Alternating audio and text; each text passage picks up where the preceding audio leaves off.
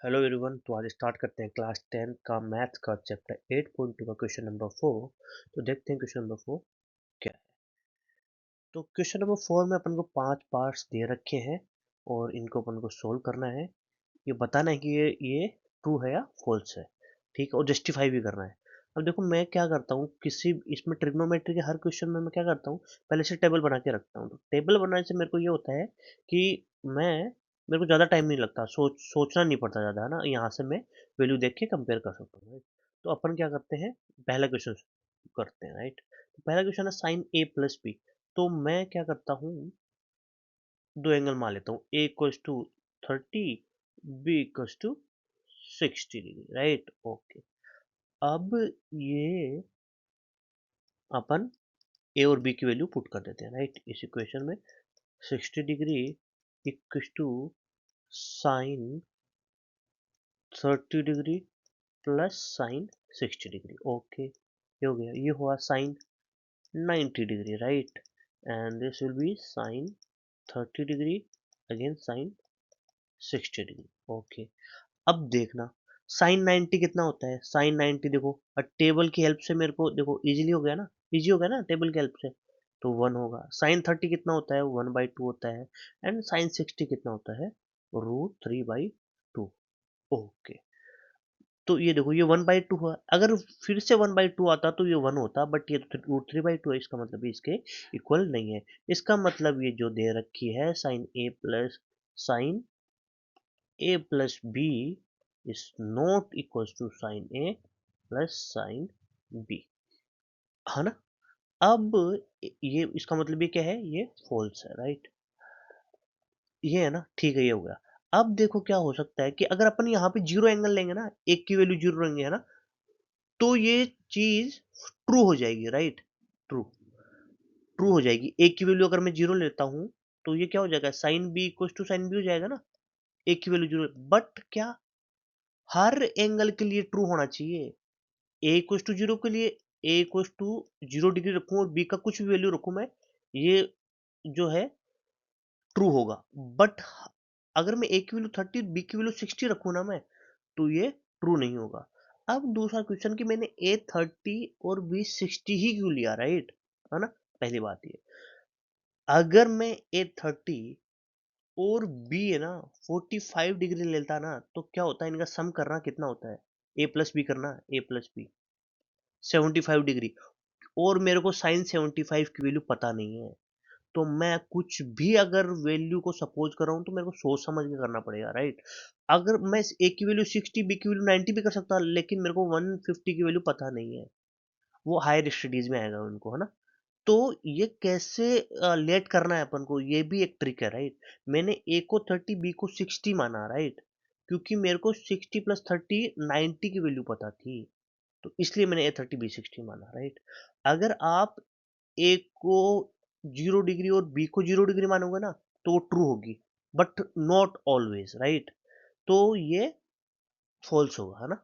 ये फॉल्स होगा, क्यों, क्योंकि बी की वैल्यू मैं 60 डिग्री और ए की वैल्यू 30 डिग्री रख रहा हूँ, तो ये इसको सेटिस्फाई नहीं कर रहा है। ओके, तो ये था इसका सॉल्यूशन, और मैंने बताया भी है कि मैंने क्यों ए की वैल्यू 30 और बी की वैल्यू 60 ली है। ओके, ठीक है। अब अपन सेकंड पे चलते हैं। सेकंड है the value of sine theta increases as theta increases. Okay, देखते हैं। अपने पास ये थीटा है, राइट। थीटा की वैल्यू 0 डिग्री, हाँ, देन 30, 45, हाँ, 60 degree, 90 degree, right. And this sine theta, right. Zero पे जीरो होती है, 30 पे 1/2, इस पे 1/√2, and then here √3/2 and 1। Okay, देखो ये इन ये इंक्रीज हो रहा है, राइट। थीटा इंक्रीज हो रहा है, 0 से 30, 30 से 45, 45 से 60, 60 से 90, राइट। और यहाँ भी देखो वैल्यू 1/2 इंक्रीज हो रही है, 1/√2 अगेन इंक्रीज हो रही है, √3/2 अगेन इंक्रीज हो रही है, एंड 1 अगेन इंक्रीज हो रही है। मतलब 0 से 1 की ओर जा रहे हैं, राइट। और एंगल में भी अपन कहाँ जा रहे हैं, 0 से 90 की तरफ। मतलब एंगल भी बढ़ रहा है तो वैल्यू भी बढ़ रही है, तो ये स्टेटमेंट क्या होगा, ट्रू होगा। ओके, तो ये था। अब देखते हैं क्वेश्चन नंबर थर्ड क्या है, the value of cos theta increases if theta increases. अभी देख लेते हैं। कोस थीटा ये रहा, राइट।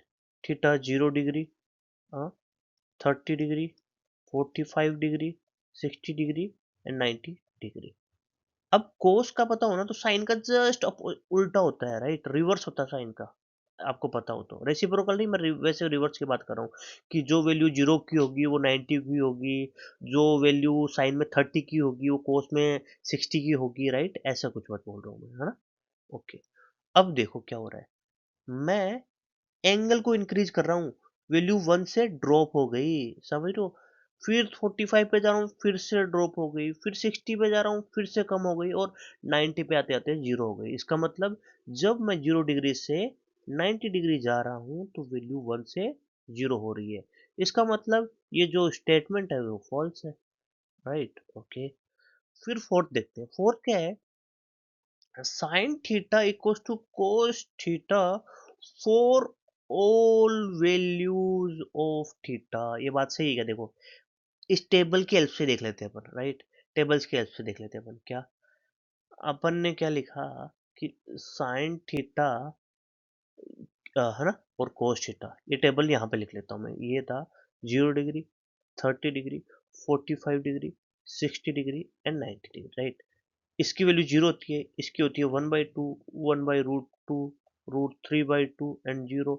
और फिर इसकी इससे उल्टा चल लो, √3/2, 1/√2, 1/2, और सॉरी ये 1 होता है ना, sin 90 1 होता है, और ये यहाँ पे सॉरी cos 0 की वैल्यू 1 होती है, सॉरी सॉरी, और ये होता है 0, राइट। ओके, अब देखो ना, क्या sin theta equal to cos theta है? क्या दिख रहा है क्या?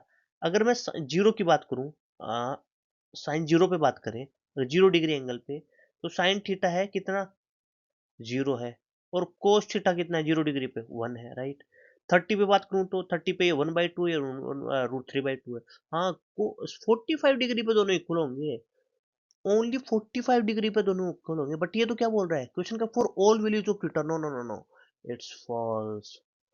Only value of theta equal to 45 degree, this will be true, otherwise it is false. Okay, तो 45 डिग्री पे ये ट्रू होगा, बट ये क्या बोल रहा है, for all values of theta. No no no, it's wrong, so it will be false. Okay, तो अपन बता सकते हैं, अपन कोई भी अपन जब जैसे ही क्वेश्चन का सॉल्यूशन लिखेंगे तो अपन ऐसे कंपेयर करके बता सकते हैं कि थीटा इक्वल्स टू 90 डिग्री पर कंपेयर करने पे, तो कोस 90 की वैल्यू और साइन 90 की वैल्यू, ये अपन को पता है। कोस 90 कितना होता है 0, साइन 90 कितना होता है 1।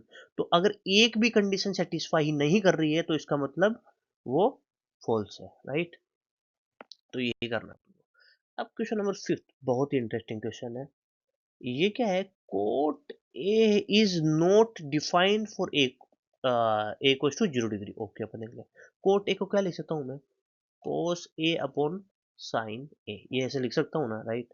अब 0, कोस 0 डिग्री, राइट, ये होगा ना, और ये साइन 0 डिग्री, राइट। कोस 0 1 होता है, साइन 0 0 होता है। 1/0 क्या हो रहा है, नॉट डिफाइन होता है, राइट। सो ये क्या है, ट्रू है।